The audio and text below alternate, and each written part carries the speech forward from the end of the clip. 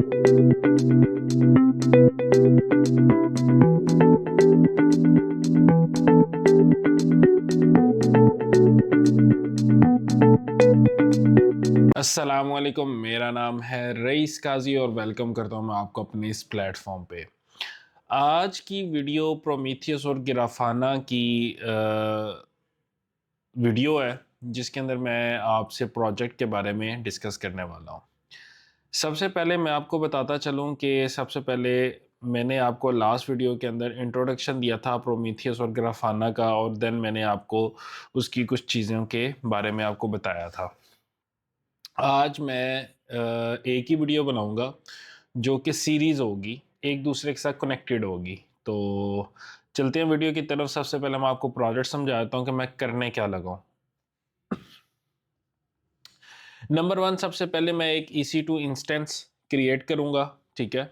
EC2 instance के ऊपर मैं एक डॉकर को इंस्टॉल करूँगा और उसके ऊपर एक ऐप को रन करूँगा, ठीक है। अब उसके जो लॉग्स होंगे एप्लीकेशन के, वो एक टूल होगा जिसके अंदर सेव हो रहे होंगे, ठीक है। लॉग्स, उसके मैट्रिक्स वगैरह इसमें आ रहे होंगे, ठीक है। इसी तरह नोड के, जिसको मशीन कहते हैं, मशीन के जो मैट्रिक्स होंगे, ठीक है, और जो उसकी लॉग्स वगैरह या जो भी उसकी वैल्यूज़ वगैरह आ रही होंगी, वो इस टूल में सेव होंगे, ठीक है। ये दोनों बेसिकली टूल्स होते क्या हैं, ये आपको लास्ट वीडियो में मैंने एक्सप्लेन किया है। तो होते क्या हैं बेसिकली, ये इनके लॉग्स को मॉनिटर करते हैं, चीज़ों को देखते हैं, ऐप्स को। इसी तरह इसका काम भी है। ये क्या करेगा, ये ऐप्स की चीज़ों को मॉनिटर करेगा, टूल्स करेगा, लॉग्स को कलेक्ट करेगा। इसी तरह मशीन के लॉग्स को मॉनिटर करेगा, लॉग्स को कलेक्ट करेगा, और एट द एंड अपने जितने भी मैट्रिक्स होंगे वो इस प्रोमीथियस को दे देगा, इस प्रोमीथियस को दे देगा। यहाँ पे हमारे पास प्रोमीथियस इंस्टॉल होगा, ठीक है। अब प्रोमीथियस क्या करेगा, हम उस मैट्रिक्स को जो प्रोमीथियस ने लिया उनको विजुलाइज करके देखना चाहते हैं एक डैशबोर्ड के अंदर, तो वो करता है ग्राफाना, ठीक है। ये होता है ग्राफाना, जो आपको डैशबोर्ड के अंदर दिखाता है कि भाईजान आपके पास ये मैट्रिक्स आ रहे हैं, ये वैल्यूज हैं, ये सारा कुछ है, अप एंड डाउन आपको दिखा रहा होता है। ये होता है ग्राफाना। अब इन शॉर्ट मैं यही प्रोजेक्ट करने वाला हूँ। सबसे पहले मैं EC2 इंस्टेंस क्रिएट करूँगा, उसके ऊपर डॉकर इंस्टॉल करूँगा, और डॉकर इंस्टॉल करने के बाद उसके ऊपर एक ऐप को रन करूँगा, ठीक है। अब ये जो टूल है जो ऐप्स की डिटेल्स वगैरह को कलेक्ट करेगा, वो होता है सी एडवाइज़र, ठीक है। ये गूगल का एक ऐप है जो ऐप्स की मॉनिटरिंग करता था, ठीक है। गूगल का ये बनाया हुआ टूल है। इसी तरह नोड जो इसकी मॉनिटरिंग करेगा, उसके लिए है नोड एक्सपोर्टर के नाम से। ये नोड एक्सपोर्टर मैंने यूज़ किया है।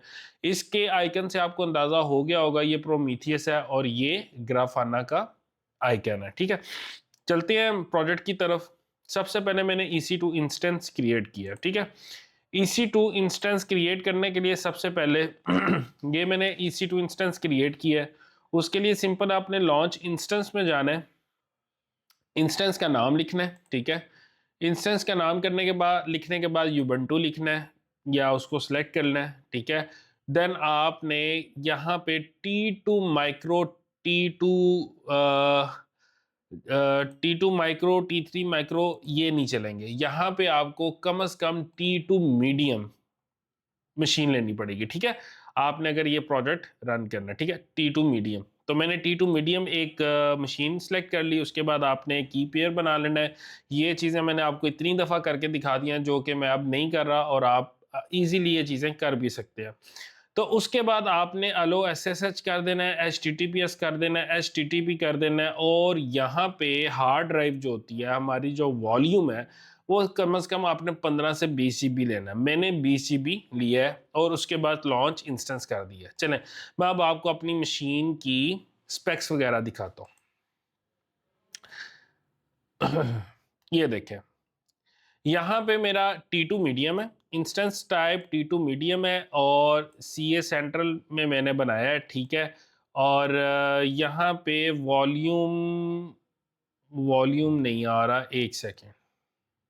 अच्छा, लिनक्स मशीन है, ठीक है। ये सारा कुछ आपको यहाँ पे आ रहा है, वॉल्यूम मैं आपको यहाँ से दिखा देता हूँ। T2 वॉल्यूम स्टोरेज, और स्टोरेज के अंदर आपके पास ये देखें 20 वॉल्यूम आ रहा है। मैंने यहाँ पे 20 GB की हार्ड ड्राइव एक यूज़ किया, ठीक है। सबसे पहले मैंने इसको कनेक्ट किया पुटी से, और पुटी से कनेक्ट करने के बाद सबसे पहले मैंने sudo apt get अपडेट किया, ठीक है। -y लिखेंगे तो वो आपसे यस नो का जो क्वेश्चन आता है वो नहीं आएगा, -y मतलब अंडरस्टूड है, यस आएगा। ये कमांड रन की, ठीक है।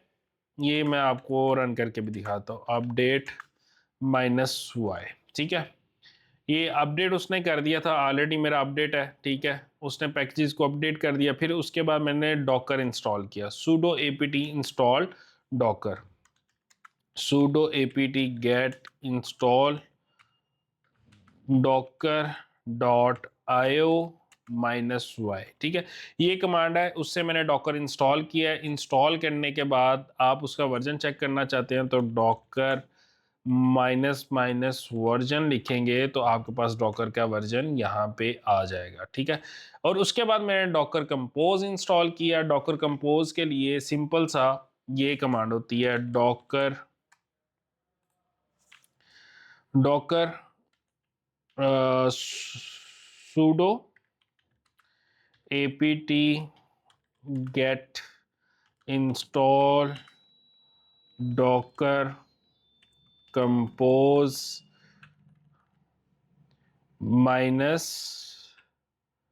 -v2, ठीक है। ये मैंने कमांड रन की थी और मेरा डॉकर कंपोज भी इंस्टॉल हो गया था, ठीक है। उसके बाद आप अगर डॉकर पीएस करेंगे तो अभी तो मेरे पास यहाँ पे बता रहा होगा कि मेरी इस तरह एक ऐप चल रही है, और डॉकर पीएस आपका मतलब आपका कंटेनर एक चल रहा है, ठीक है। ये रनिंग कंटेनर आपको शो करवाता है।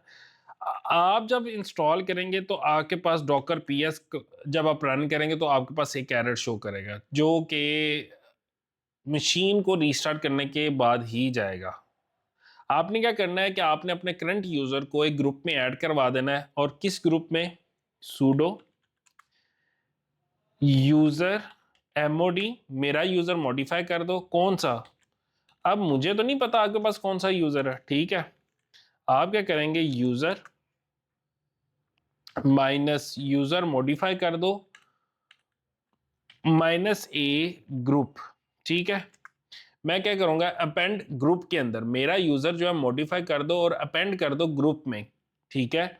और कौन सा यूजर है मेरा, ये डॉकर यूजर है, ठीक है। और किसमें न्यू ग्रुप है, उसका नाम क्या है, डॉकर, ठीक है। इस ग्रुप के अंदर मेरा ये जो यूजर है, इसको करंट यूजर है, सॉरी, हाँ, करंट यूजर, हाँ, ये कमांड है, ठीक है। यूजर को मैं कह रहा हूं मेरा यूजर मॉडिफाई कर दो और इसको डॉकर का जो कंटेनर है ना, डॉकर का जो ग्रुप है उसमें इसको ऐड कर दो, ठीक है। ये क्या करेगा, ये यूजर को मॉडिफाई करेगा, और किस यूजर को, जो करंट यूजर से मैं लॉगिन हूं, जैसे कि मैं हु एम आई लिखूंगा तो आपको भी पता चल जाएगा, उस यूजर को ये इस ग्रुप में ऐड करवा रहा है, न्यू ग्रुप डॉकर में, ठीक है। तो अब मैं डॉकर पीएस करूंगा तो आपके पास कंटेनर की ये कमांड जो है वो रन हो जाएगी। आफ्टर दैट आपने क्या करना है, आपने एक mkdir करके ऑब्जर्वेबिलिटी का एक डायरेक्टरी क्रिएट कर लेनी है। मैंने ऑलरेडी कर ली हुई है, तो एलएस करूंगा, ऑब्जर्वेबिलिटी में मैं चला जाऊंगा, ठीक है। अब यहाँ पे मैं एक प्रोजेक्ट को क्लोन करने वाला हूँ, और किस प्रोजेक्ट को, मैंने इस प्रोजेक्ट को क्लोन किया है, node to do CI/CD project को मैंने क्लोन किया। क्लोन करने की कमांड क्या है, गिट क्लोन, और यहाँ पे आके आपने इसका URL ये वाला कॉपी कर लेना है। कॉपी करेंगे, यहाँ पे आप एंटर करेंगे तो आपका प्रोजेक्ट क्लोन होके आ जाएगा। जब प्रोजेक्ट क्लोन होगा तो वो कुछ इस तरह की फॉर्म में, इस शक्ल में आपके पास यहाँ पे शो होगा। ठीक है, अब आपने क्या करना है, CD एंटर करना है। अंदर आपने अगर जाना चाहते हैं तो जाके देख लें। LS करेंगे तो आपके पास यहाँ पे डेवसेकऑप्स का एक DIR आ जाएगा, और app, Docker fire, Jenkins, Docker compose, ये सारी चीज़ें आ रही हैं। लेकिन आपने क्या करना है, आपने खुद से डॉकर कंपोज की फाइल लिखनी है। LS करूंगा तो Docker compose, VM Docker compose लिखेंगे तो आपकी इस नाम से ये कमांड लगाएंगे तो आपकी एक एडिटर में एक फाइल ओपन हो जाएगी। ठीक है, आपने क्या करना है, VM डॉकर कंपोज .yml करेंगे। यहाँ पे आपने सबसे पहले एक नेटवर्क क्रिएट किया जिसका नाम आपने रखा है मॉनिटरिंग, और उसको टाइप दिया है, ड्राइवर कौन सा दिया, ब्रिज का। आपने नेटवर्क्स का पढ़ा होगा पोर्शन डॉकर के अंदर। अगर आपने नहीं पढ़ा तो मेरा लेक्चर इस पे अवेलेबल है, आप वहां से इसको पढ़ सकते हैं। उसके बाद मैंने सर्विसेज बताई। सर्विसेज में मैंने कहा कि भाईजान यहाँ पे कॉन्टेक्स्ट के अंदर मैंने बताया कि बिल्ड करो एक इमेज। ठीक है, वो कहाँ पे पड़ी है, डॉट, जहां पे मैं खड़ा हूं उसके अंदर एक नोट टू डू CI/CD की फाइल है, उसके अंदर मेरी डॉकर फाइल पड़ी है, उससे आपने मेरा एक इमेज बिल्ड करना है। और मैंने अपनी पोर्ट एक्सपोज कर दिया है 8000। ठीक है, 8000 पोर्ट मैंने एक्सपोज कर दिया और कंटेनर नेम दिया नोट टू डू। ठीक है, अब मैं आपको दिखाता हूँ डॉट मैंने क्या एक्सप्लेन किया। LS करूंगा, CD नोट, मैंने कहा कि भाई इसके अंदर नोट टू डू CI/CD के अंदर मेरी डॉकर फाइल पड़ी है, और मैंने ये उसको पाथ दिया इसका। ठीक है, अब आपको समझ आ गई होगी जो मैंने चीज अभी आपको थोड़ी देर पहले एक्सप्लेन की है। Vim Docker file, compose file, ये आपको अब अच्छे से समझ आ गई होगी। मैं जहां पे खड़ा था मैंने कहा उसके अंदर एक नोट टू डू CI/CD है, उसके अंदर डॉकर फाइल मेरी पड़ी हुई है, तो वहां से जाके ये मेरी फाइल को रन कर देगा। ठीक हो गया।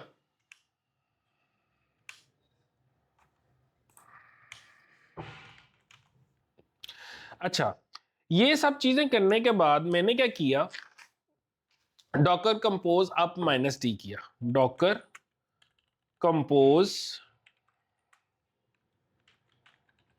अप -D, जब मैं इसको एंटर करूंगा तो मुझे उसने कहा है कि आपका कंटेनर ऑलरेडी रनिंग है। डॉकर PS करूंगा तो यहां पे मेरा एक जो ऐप है डॉकर के ऊपर रनिंग है। अब मैंने क्या किया, ये ऐप तो रनिंग में है, मैं इसके यहाँ पे आया, अपने इंस्टेंस में आया, और मैंने 8000 अपनी मशीन पे एक्सपोज कर दिया है। ठीक है, अब अपनी मशीन पे एक्सपोज करना है तो मैं पहले इंस्टेंस में आया, सिक्योरिटी में आया, सिक्योरिटी में आके सिक्योरिटी ग्रुप्स में आके मैंने 8000 जो लिखी हुई थी उसको एक्सपोज करना है। उसको एक्सपोज करने का क्या तरीका है, ऐड रूल में जाएं, ऐड रूल में जाएं। ठीक है, यहाँ पे आपने पोर्ट नंबर लिखना है, यहाँ पे आपने लिखना है एनीवेयर IPv4, और उसके बाद आपने सेव रूल्स करना है। चूंकि ये काम मैं पहले कर चुका हूँ, ठीक है, तो मुझे ये कुछ करने की जरूरत नहीं है। ठीक है, अब मैं क्या करूंगा, इस IP एड्रेस को कॉपी करूंगा। किस IP एड्रेस को, इस IP एड्रेस को मैं कॉपी करूंगा। इसका IP एड्रेस ये है, इसको कॉपी करूंगा। कॉपी करने के बाद मैं यहाँ पे पेस्ट करूंगा, और मेरी ऐप कहाँ पे चल रही है, 8000 पे। जब मैं 8000 करूंगा तो मेरा प्रोजेक्ट आपको डॉकर के ऊपर चलता हुआ नजर आ जाएगा। ये एक छोटी सी भी लैब है, लेकिन काम अभी बहुत ज्यादा है। अभी मैंने आपको C एडवाइजर, ठीक है, अभी तो मैंने नोड बनाया और डॉकर के ऊपर एक ऐप रन किया है। अभी C एडवाइजर वाला काम रहता है, C एडवाइजर वाला। उसके बाद मेरा जो नोड एक्सपोर्टर है उसका काम भी रहता है, प्रोमीथियस वाला भी काम रहता है, और ग्राफाना का भी काम रहता है। तो ये लैब अभी नेक्स्ट वीडियो में इसको ही कनेक्ट करके आगे चलूंगा, तो देखेंगे मिस इंशाल्लाह। तो नेक्स्ट वीडियो जब तक आएगी तब तक आप, आई होप सो, इसको काफ़ी डिटेल से पढ़ चुके होंगे। मिलते हैं नेक्स्ट वीडियो में, तब तक के लिए अल्लाह हाफिज़, अस्सलाम वालेकुम।